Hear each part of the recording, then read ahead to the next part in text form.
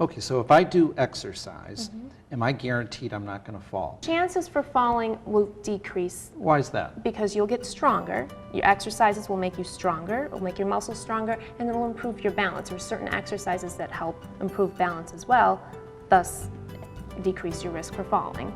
Okay. You mentioned dizziness. What should I be looking for between, say, normal dizziness and dizziness that might be a problem? If you're susceptible to dizziness or if it's common for you to be dizzy, you probably know your body and not to get up that fast. And for those that it's something new to them, you just need to make sure that if you're laying down and you get up to a seated position, you want to do that slow. And once you do get dizzy, you just want to wait till that dizziness subsides and then go ahead and proceed to a standing position. So if I have that type of situation where I always feel dizzy, is that the type of thing that I should bring to my doctor's attention? Absolutely, absolutely. And you might have some blood pressure issues going on. You might have a heart condition you're not aware of. So yes, absolutely, you do need to let your primary care physician know. You mentioned medications.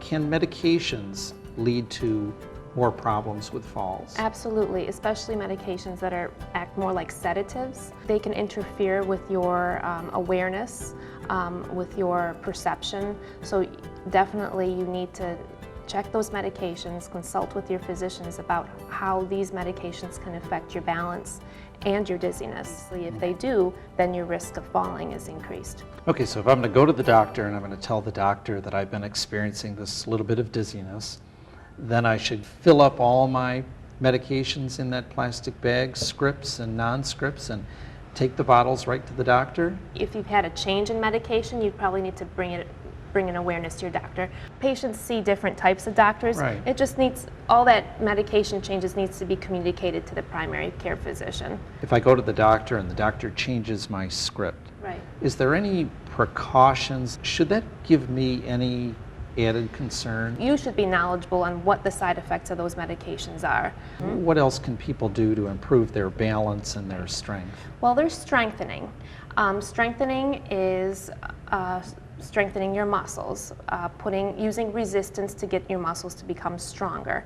That can be weight-bearing activities, meaning like standing and doing like squatting exercises, or it could be just sitting at a chair and just moving the leg up and down.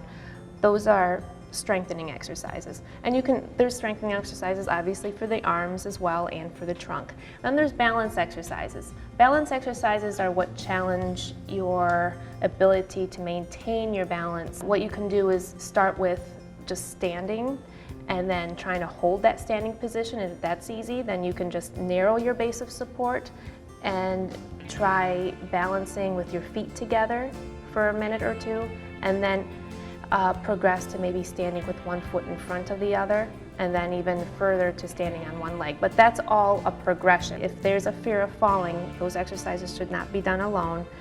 They're done with the supervision of a caregiver or a therapist. Flexibility exercises are the stretches. Those are what allow your muscles to lengthen. If they're too tight, sometimes you can have muscle imbalances, and that could cause you to fall because you're not as limber and you're tighter, and it compromises your base of support.